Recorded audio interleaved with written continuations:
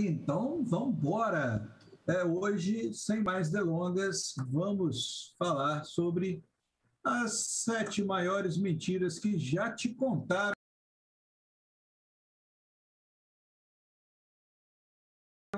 sobre medicina de emergência, galera. É, Medicina de emergência é algo que, infelizmente, tem um monte de mentira rolando solta por aí. E mentira é coisa feia, mentira tem perna curta. E até por isso que a gente tem aqui essa cadeira inteira de medicina de emergência. Aqui na Multivix, a gente tem uma cadeira que vai desde a semiologia, tem semiologia de urgência, tem a cadeira de urgências, a disciplina teórica propriamente dito, tem o internato, um estágio só de urgência, tem o internato de emergência, que é um segundo estágio, já focado em pacientes mais graves. A gente tem o R1, o R2, o R3. Essa história começou lá em 2018, com o apoio do professor Pedro Donofre e o apoio do Hospital Jaime Santos Neves e a Multiglix e a gente, professor Adenilton também, que já falou hoje, foi um apoiador da ideia, professor Pedro Paulo. A gente vem trazendo a medicina de emergência para o centro da formação. Ainda assim, a gente encontra muita coisa sendo falada sobre paciente grave que não é verdade. Então, é fundamental que a gente esclareça e deixe isso tudo à vontade. Quem quiser tirar dúvidas no final da aula, teremos espaço para dúvida, havendo tempo na programação. Se não tiver espaço para dúvida no final da aula, mas quiser mandar em particular, só mandar um direct, @leonardo.goltara, vai ser um prazer atender todo mundo. Ali na página, 100% dos directs são respondidos. Valeu?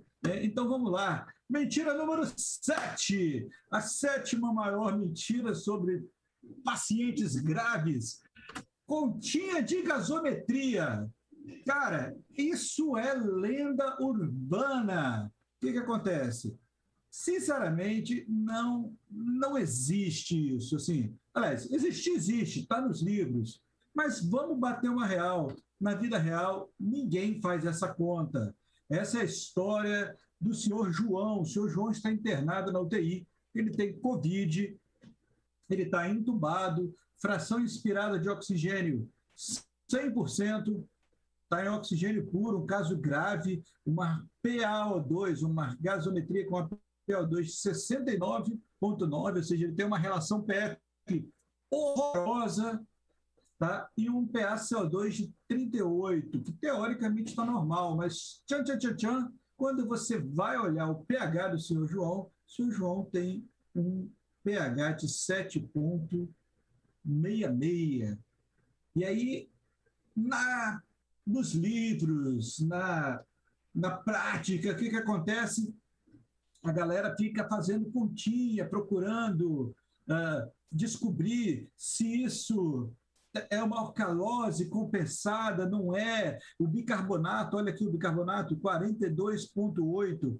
Isso é uma alcalose? Isso não é uma alcalose? Esse pH aqui, ele está alto, tá? Está alto, então a gente teoricamente tem uma alcalose, mas essa alcalose está compensada ou não está compensada? Aí aqui, ó, alcalose. Ela é metabólica ou ela é respiratória? E aí tem toda essa recomendação aqui de livro, tchananã. Isso é lenda urbana. Está errado? Não está errado. Está publicado, está valendo. Mas na prática não é assim que acontece. Na prática a gente só faz esse primeiro pedacinho aqui, no máximo essa segunda coluninha aqui, esqueçam isso aqui, que isso aqui, sinceramente, é masturbação cerebral para professor de nefrologia, para concurso, e não tem nada de errado com concurso, nem nada de errado com a nefrologia, mas a gente aqui na cadeira, aqui na disciplina de emergência, a gente na emergência raiz, o nosso foco é ensinar para a vida, porque prova passa, galera, mas vida continua. A prova de nefro passa, a prova de residência passa, a prova do internato passa, mas a vida continua. Na vida real, como é que rola? Como é que essa coisa acontece? É simples. pH alto, alcalose. Alcalose. CO2, bicarbonato está alto, alcalose metabólica. Alcalose metabólica. PT, saudações. Tá? O CO2 aqui está normal. O que isso quer dizer? Que provavelmente a gente tem um bicarbonato alto, uma alcalose metabólica. Como é que isso acontece na vida real? Como é que é a prática da vida real? Na vida real, o seu João é esse cara aqui, ó. Ele está sedado, já está traqueostomizado aqui, tá grave, está mal, e tem essa gasometria. A gente procura corrigir o distúrbio de base. Sinceramente, ninguém fica fazendo continha. Isso literalmente não acontece. O que a gente faz? Como é que acontece? Como é que os intensivistas, os emergencistas de verdade fazem para atender o seu João? A gente simplesmente corrige o distúrbio de base, atende o seu João, vê o que está acontecendo e depois colhe o tragaso. Você vai puxando o fio da meada, puxa o fio da meada, corrige o que está acontecendo e colhe outra gaso. E aí você vê o que sobra. Aí você faz, sobrou, depois de você corrigir a alcalose metabólica, você sobrou com algum problema respiratório, aí você vai lá e corrige o problema respiratório. Depois de corrigir o problema respiratório, voltou a ter uma alcalose de algum tipo, você vai lá e corrige, e você vai coletando gasometria. Gasometria é um exame maravilhoso, que a gente usa muito, mas, sinceramente, ele só tem valor ali nos seus primeiros 10 minutos após a coleta. Então, assim, é um exame que tem que ser point of care, é um exame que tem que estar ali na real acontecendo. Então, a vida real é isso, é coletar gaso, detectar o distúrbio primário, que é super fácil de detectar. Vocês voltarem aqui no slide, ó, distúrbio primário é isso aqui, é fácil de detectar, esquece essa história de resposta compensatória, corrija gaso, acerta o distúrbio primário e depois você literalmente vai repetir gaso. Lembrando que se você tiver necessidade de repetir essa gaso mais do que 4 coletas no dia, você já tem indicação de colocar uma linha arterial invasiva, uma PAI ou PAM, dependendo da região do Brasil, o pessoal costuma falar diferente. Ok? Então, é isso. Mentira número 6 sobre paciente grave, sobre medicina de emergência. Essa eu acho que a maioria de vocês já ouviu falar nesse bendito mnemônico chamado Monabiche. É um mnemônico que se propõe a ser a grande cola mental, a grande sacada mental do atendimento à síndrome coronariana aguda. Só tem um problema, ele está errado. Está errado, está simplesmente errado. Monabiche é absolutamente algo que a gente vê uma série de problemas nele. Então, assim, exemplo, esse é o seu Francisco. Seu Francisco é um cara idoso, feliz, casado com a dona Aline, e de repente o seu Francisco olha para a dona Aline olha para o seu Francisco, coisa boa, olha quanto amor, 50 anos de casado. Vamos fazer o seguinte: São Francisco resolve, de repente, tomar um remedinho. E aí ele toma um remedinho, está namorando, está gostoso, só que ele sente uma dor no peito e vai para o pronto-socorro. Chegando no pronto-socorro, alguém resolve fazer para ele Monabiche. E aí, gente, ó, aí deu ruim. Monabiche definitivamente não é o caso do São Francisco. Por quê? Por que isso é uma mentira? Morfina. M de morfina. Raramente a gente usa morfina em pacientes cardiovasculares hoje. Essa história de usar morfina como analgésico na síndrome coronariana aguda já tem caído por terra. É um remédio que tem mais efeitos colaterais adversos e piora mais os desfechos em cardiovasculares do que ajuda. Oxigênio a gente também não usa na prática, no dia a dia. A gente só usa oxigênio quando o paciente tem uma dessaturação, uma saturação de oxigênio menor que 94. Se o paciente está oxigenando bem, não tem sentido nenhum, esquece essa birosca, não tem sentido nenhum você dar oxigênio no paciente com síndrome coronariana aguda. Nitrato, o nitrato, o a nitroglicerina, o isordil, o tridil, o monocordil, o mononitrato desorbido, o dinitrato desorbina, aqui o nitroprusiato, que não é a melhor indicação, mas também é um nitrato. O nitrato só tem indicação nos pacientes coronarianos como efeito analgésico e com efeito de controlar a pressão arterial. O nitrato não modifica a mortalidade em síndromes coronarianas agudas. Então, se o paciente está com uma dor controlada e se o paciente está com a pressão controlada, dificilmente você vai achar um lugar para nitrato nesse paciente. Tudo bem que se ele chega numa delta T bacana, chega precoce, ele vai ter um pouco de dor, você vai dar nitrato sim. Mas lembrar que o nitrato não é fundamental para esse caso. Fundamental sim, essa é a parte boa do mnemônico. O fundamental é o AS. AS é lindo, AS salva vidas, AS devia quase que vir na água encanada, mas não devia porque aumenta a AVC hemorrágico. Mas no caso de síndrome coronariana aguda, está valendo. O AS, eu não tenho nada a criticar da inclusão dele no mnemônico. Beta-block e ECA são dois remédios que ajudam sim, diminuem a mortalidade da síndrome coronariana aguda, mas não tem a menor pressa de serem iniciados. Menor exagero, vai. Não tem grande pressa de ser iniciado, você não precisa sair entrando com beta-block, com IECA, na primeiríssima prescrição do paciente, no primeiríssimo remédio de pronto-socorro. Por quê? Porque conforme tiver o tamanho do infarto, conforme o paciente tiver, você corre o risco de piorar um eventual choque cardiogênico que o paciente tenha. Então, a gente precisa entrar sim com beta-block, entrar sim com nitrato, mas não no desespero, entrar sim com IECA, mas não no desespero. São remédios que podem esperar ali o primeiríssimo atendimento acontecer. Ainda assim são legais, mas aí vem mais um problema do nosso Monabich, que é o clopidogrel, C de clopidogrel, clopidogrel. Gente, clopidogrel é legal, clopidogrel diminui mortalidade, mas hoje em dia o clopidogrel ele é uma droga velha. Quando a gente vai falar de segundo antiplaquetário hoje em dia, a gente fala principalmente de ticagrelor e prasugrel, que é mais difícil de falar do que de fazer.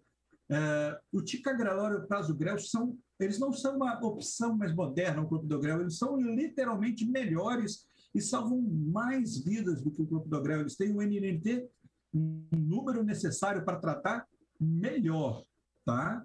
Então, vários problemas no nosso Monabich. Morfina é um problema, a morfina é um problema, o oxigênio é um problema, nitrato tem suas indicações, IECA, beta-block nem sempre, e o clopidogrel. Professor, não tem ticagrelor. Posso dar clopidogrel? Pode e deve.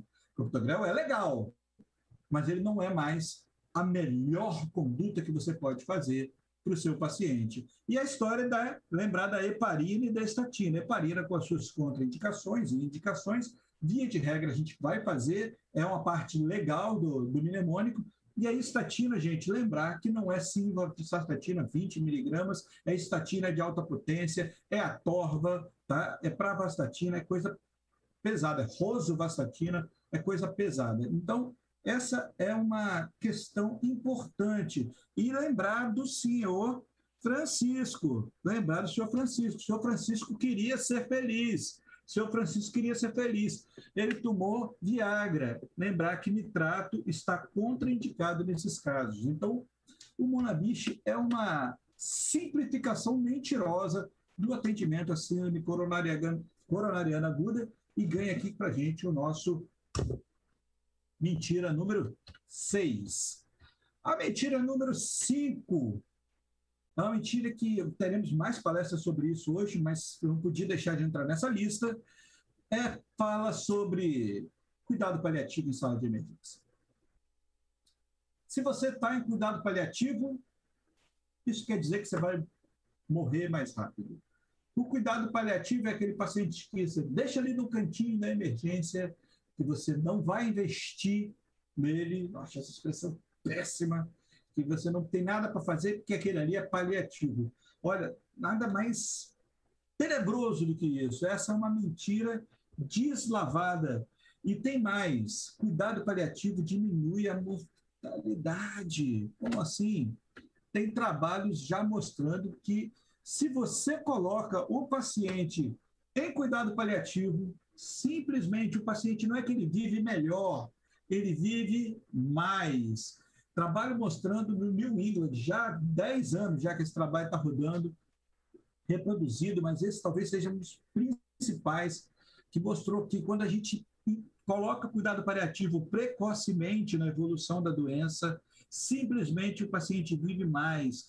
O cuidado de intervenção, ele tem prós e contras. E se o paciente é um paciente frágil, se o paciente é um paciente candidato a cuidado paliativo, com aqueles critérios de sempre, né? O paciente desnutrido, o paciente que tem repetidas idas ao pronto-socorro, o paciente que tem declínio funcional, o paciente que você responde positivamente mentira, negativamente a pergunta surpresa, que é a pergunta: você se surpreenderia se esse paciente morresse em um ano? Essa é a chamada pergunta surpresa. Se você disser que sim, esse paciente ele tem indicação de cuidado paliativo, isso já está comprovado, publicado no Brasil, inclusive em português, não só em inglês como português, entre outros critérios. O paciente que tem uma performance, um Karnofsky baixo, um status performance baixo, esse paciente ele não só vive melhor, ele vive mais com cuidados paliativos. E antes que você me diga que a emergência, a sala de emergência,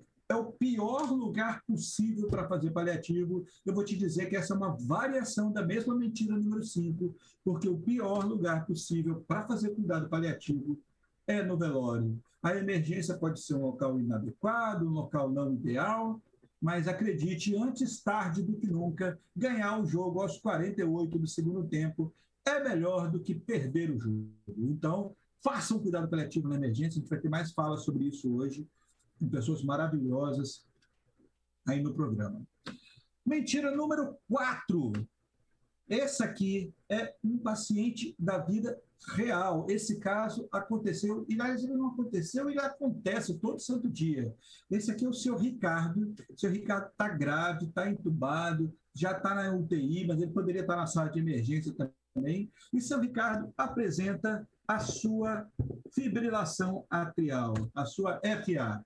Olha aí o eletro do seu Ricardo. Está um pouquinho cortado, mas dá para perceber que a gente não tem aqui um ritmo sinusal, a gente tem um ritmo que tem todos aqueles famosos 3 critérios da FA: a ausência de onda P, a gente tem um QRS estreito, não tem onda P aqui, não tem onda P, não tem onda P, essas ondas que vocês veem aqui são a famosa T de tatu, não tem onda P, tem QRS estreito, e além de não ter onda P e além de ter QRS estreito, ele tem um intervalo entre as ondas R's que é absolutamente irregular.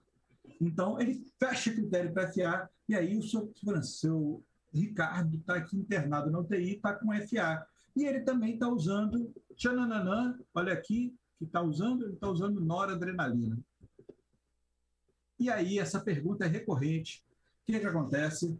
O senhor Ricardo é proposto, alguém chega e fala: FA com noradrenalina é uma FA instável. E eu aprendi, eu li no livro que uma FA instável, uma fibrilação atrial instável, tem que ser chocada, cardiovertida. Né? Toda FA instável tem que ser cardiovertida, alguém propõe cardioverter o seu Ricardo. E essa é uma mentira, porque a gente precisa aprender que nem toda fibrilação atrial com hipotensão indica cardioversão elétrica. Isso não é uma verdade absoluta, porque é muito diferente você falar que você tem uma FA com instabilidade do que você tem uma instabilidade pela FA. Como assim? Fibrilação atrial é a arritmia mais comum que existe e a gente sabe que muitos pacientes convivem com a fibrilação atrial com o passar dos meses, dos anos, às vezes passam anos em FA, já convivem com aquilo. É uma comorbidade tanto quanto é hipertensão, tanto quanto é diabetes. Então, é necessário entender que se esse paciente que tem uma FA crônica de 2 anos de estimação, que convive com ele, se esse paciente faz um choque séptico, por qualquer motivo, por exemplo, por pneumonia, se esse paciente faz uma pneumonia e faz um choque séptico, e ele evolui com instabilidade hemodinâmica, essa instabilidade ela não é decorrente da fibrilação atrial, ela é decorrente do choque.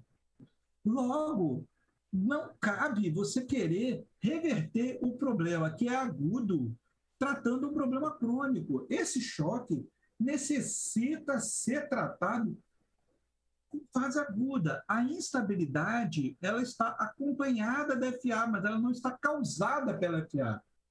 É muito diferente de um paciente que não tem instabilidade, não tem um choque séptico, não tem um trauma, não tem nada, começa a apresentar uma instabilidade hemodinâmica, uma palpitação do peito, uma instabilidade hemodinâmica, e ele fica instável pela fibrilação atrial. Esse sim precisa de uma cardioversão elétrica de urgência imediata. Então, assim, lenda urbana, toda fibrilação atrial com hipotensão indica fibrilação elétrica? Não, mentira número 4. Não formulem essa frase porque ela está equivocada. Uma FA com instabilidade é completamente diferente de uma instabilidade pela FA. Como é que a gente faz para diferenciar uma coisa da outra, Goltara? Como é que faz para essa parada desembolar? The jump of the cat, pulo do gato. Fibrilação atrial, é nova ou é antiga? Se é antiga, dificilmente ela é a causa da instabilidade. A frequência cardíaca está acima de 150 BPM, batimentos por minuto. Uma frequência acima de 150 sugere instabilidade como consequência da própria arritmia, mas uma abaixo não. Tem outras causas para instabilidade hemodinâmica? Esse paciente tem uma sepse, tem um politrauma, tem dor torácica, tem angina associada, esse paciente tem dispneia. Isso tudo sugere que a FA possa ser a causa. Se você tiver outra causa, você descarta a FA. Se você tiver, né, uma palpitação aguda, sugere que a FA seja a causa. Então, a história ajuda muito nessa hora. Então, essa é a nossa mentira número 4. Chegando na mentira número 3, tentando não estourar o tempo, esse cara é Eduardo. E Eduardo acredita que existe tratamento precoce para o Covid. E nós já sabemos que não existe tratamento precoce.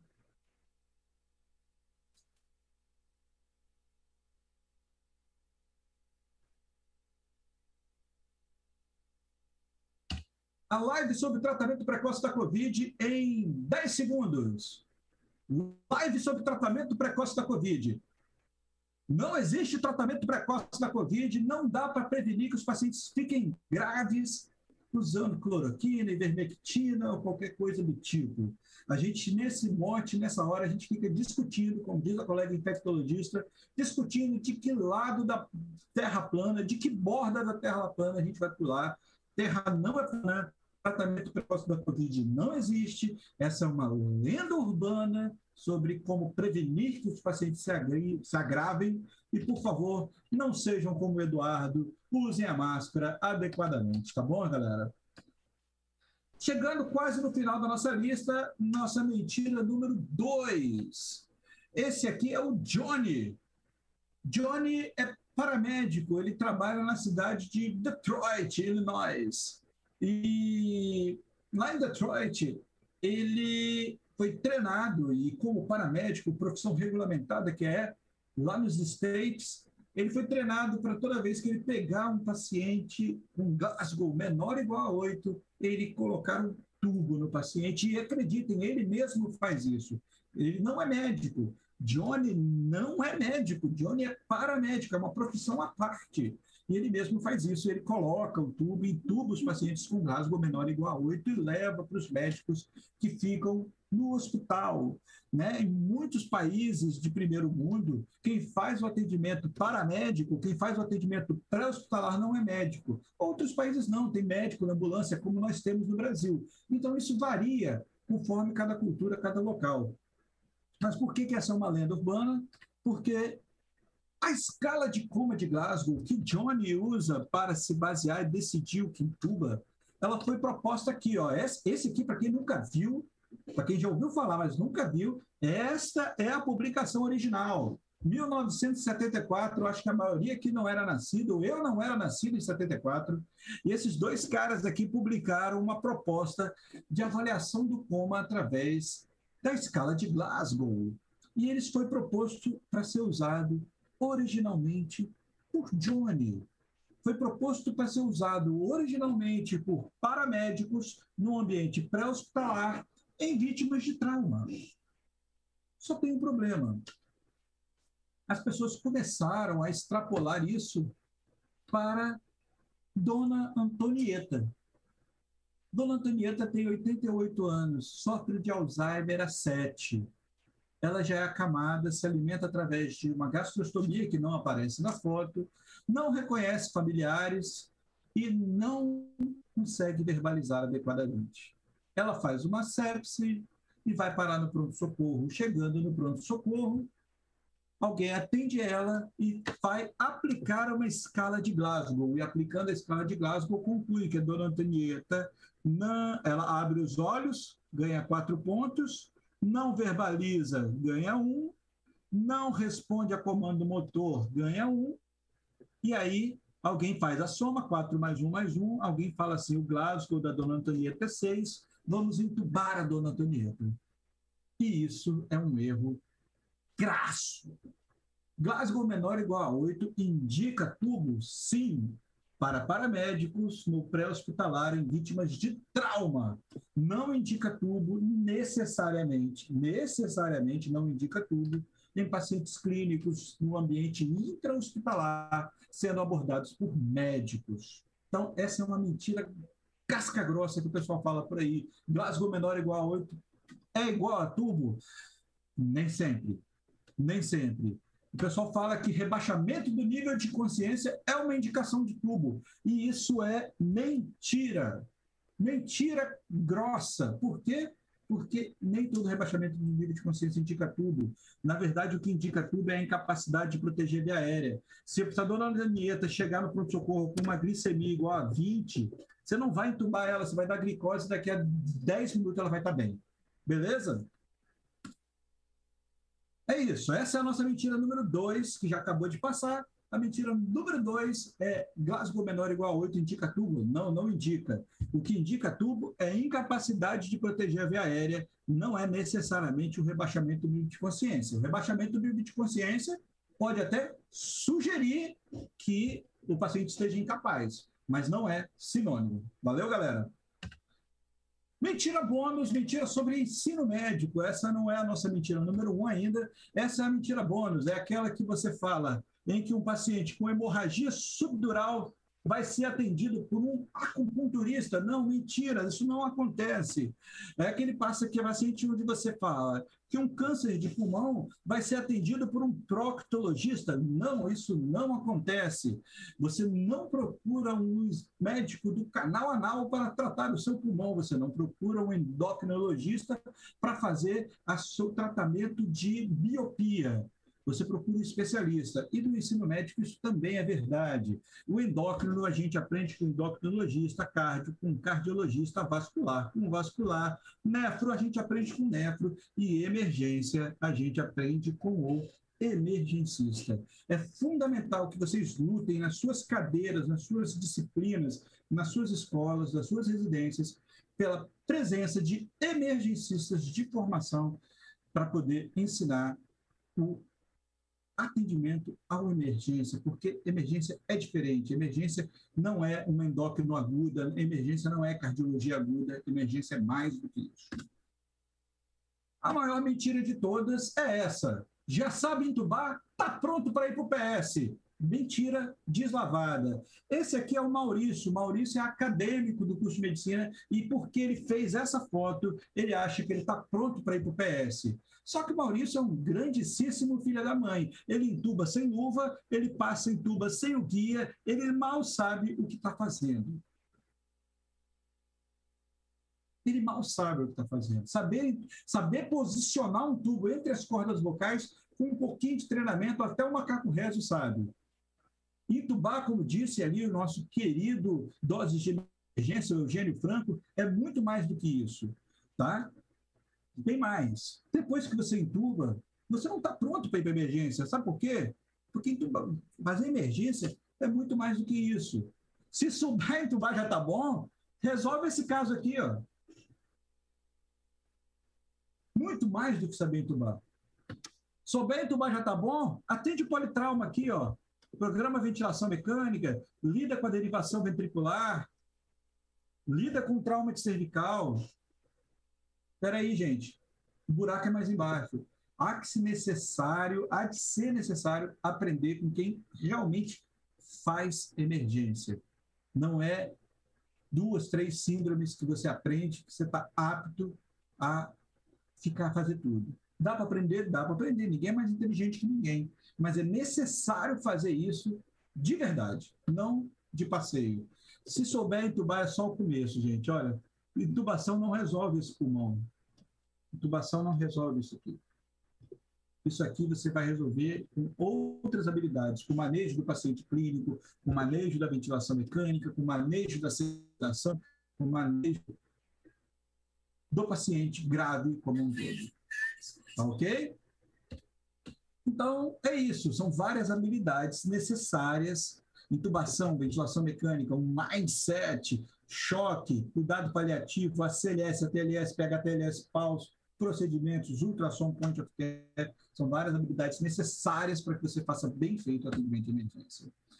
Para terminar, cuidado com o efeito Dunning-Kruger, que é aquele que diz que quanto mais conhecimento a gente tem, no começo da curva de construção de conhecimento, a gente acha que aprende um pouco, já acha que é um gênio, já acha que está sabendo tudo, e a gente não está. E aí, quando a gente aprende mais um pouco, nunca vou ter mais coisa aqui. Chega uma hora que a gente acha que a gente é um impostor, nunca vou entender essa bagaça, e aí a gente vai crescendo, crescendo. Então, senta aqui que eu vou te contar uma história. Eu acho que era isso, eu queria agradecer. Desculpa se eu estourei o tempo, estou tentando ser rápido, mas deixar aí à disposição a página, o DM, o e-mail, todos os contatos para a gente fazer o máximo possível para vocês. Obrigado, gente. Obrigada a você. A gente está com uma perguntinha da doutora Sabrina, que inclusive será a nossa próxima palestrante. E a pergunta é: qual seria a alternativa à morfina no paciente com dor refratária a nitrato e analgésico comum? Bom, a gente tem os pacientes com dor refratária, o grande analgésico.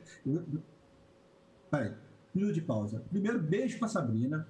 Sabrina é um amor, pessoa brilhante, abriu 1000 portas no Brasil e para a nossa residência.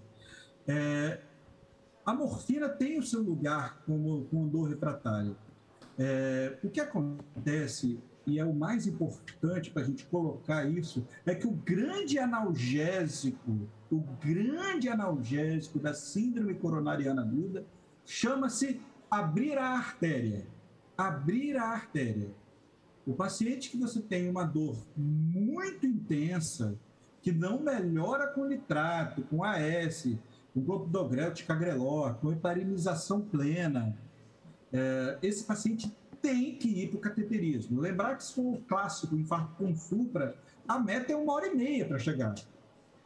É 1h30, 2 horas no máximo para ele chegar na mesa de hemodinâmica.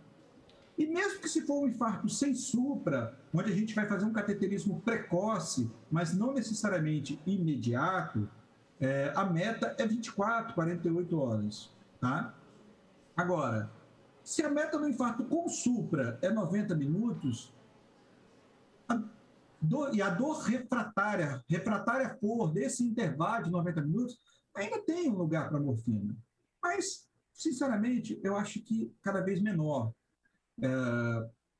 Se é paciente com infra, ou sem alteração eletrocardiográfica, ou só com angina, e está durando aí, você programou o CAT para o dia seguinte, e ele tem dor ainda no momento, e está refratária, você já deu toda a medida ali, né, esse Bonavich ajustado que a gente comentou, e ainda assim persiste dor, é o caso de você adiantar esse paciente. Esse paciente não vai esperar amanhecer o dia para fazer o cateterismo.